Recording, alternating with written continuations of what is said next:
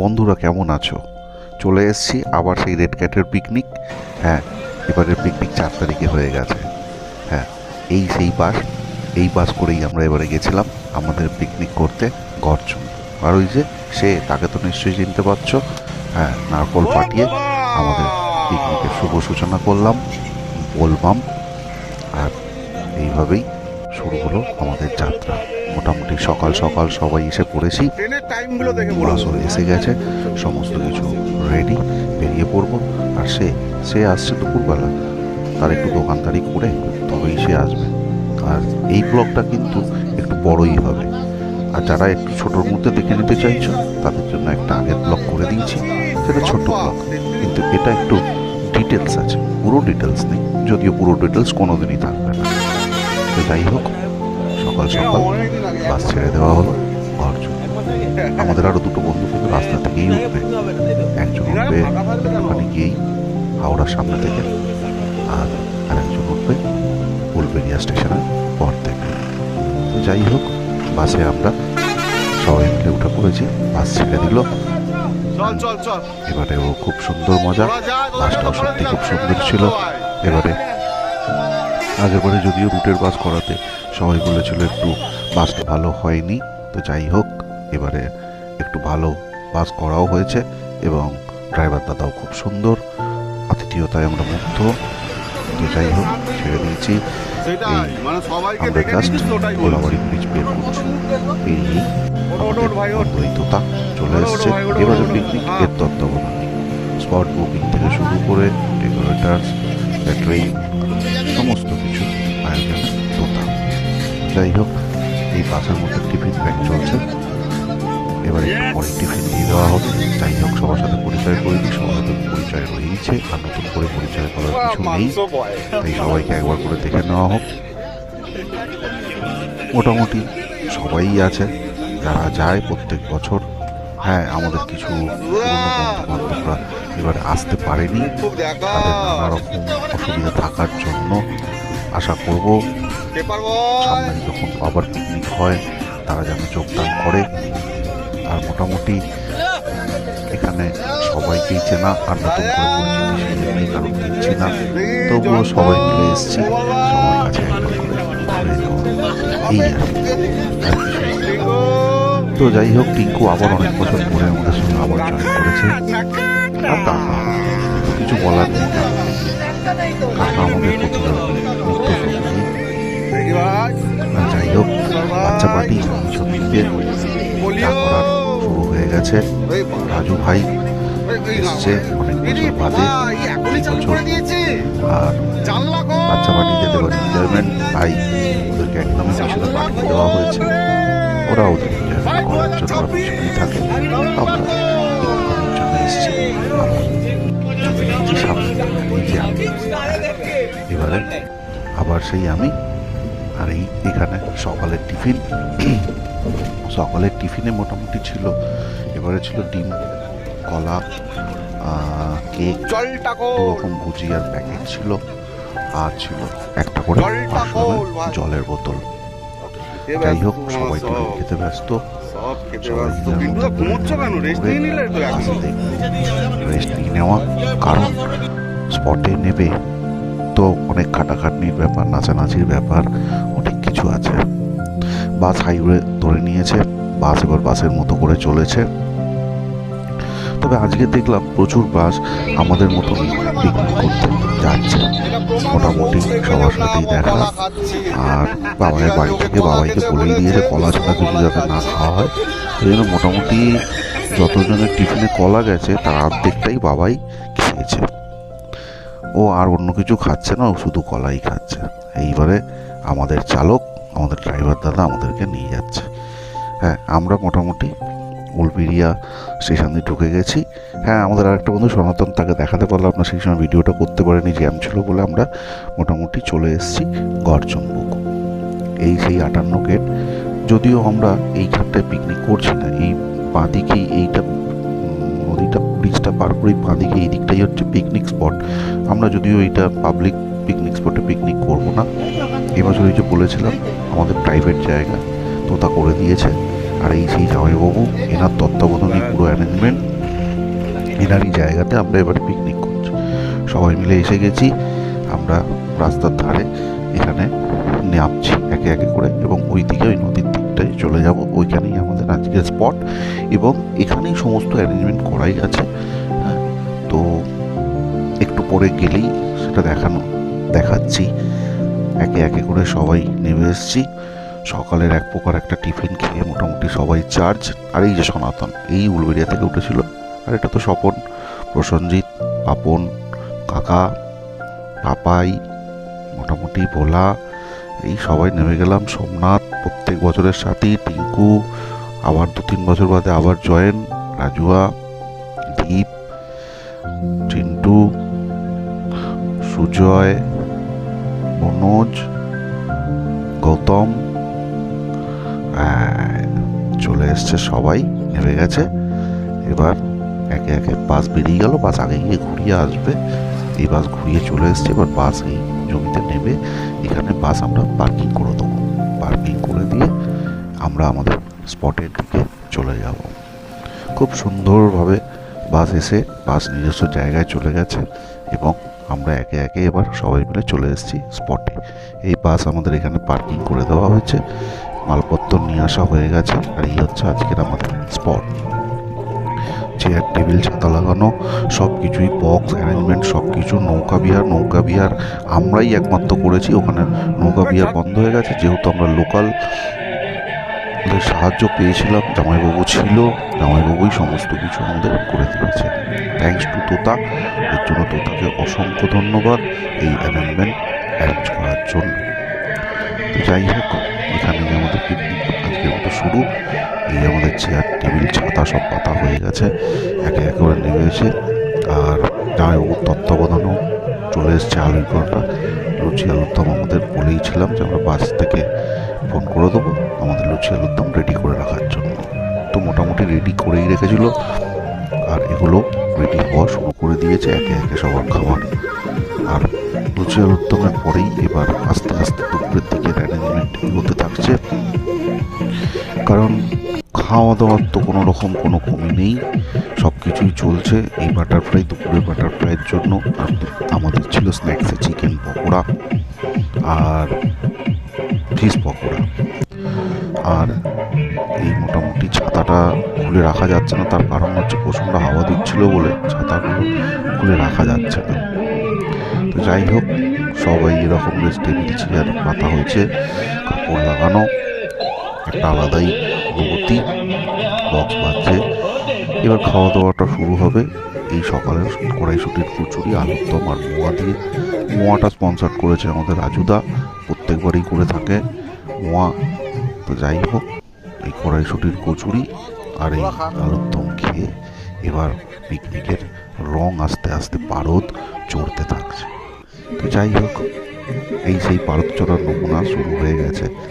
তো এবার এটার পরেই থাকবে কফির পরে আছে স্বপনের বাংলা ডান্স শুরু। মোটামুটি পারদ রং নিয়ে নিয়েছে, আর তারপরেই থাকছে কফির সাথেই চিকেন পকোড়া আর ফিশ পকোড়া। তারপর এরকম কিছুক্ষণ নাচা কোদা করার পর একটু নৌকা বিহার থাকবে। এই নাচ শুরু হয়ে গেছে।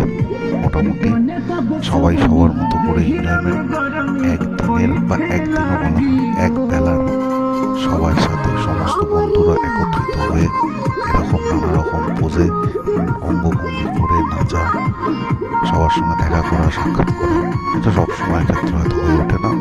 যাই হোক, একটু নাচের মজা নেওয়া যাক, তারপরে আবার আসছি কথা বলতে তোমাদের সাথে।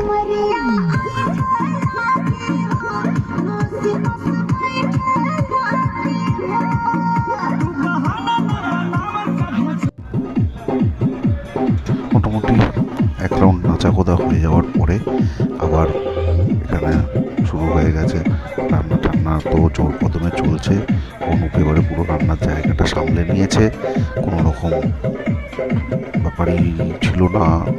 ঠিক আছে, প্লাস জামাইবাবু দেখে নিয়েছিল ব্যাপারগুলো সব কিছু।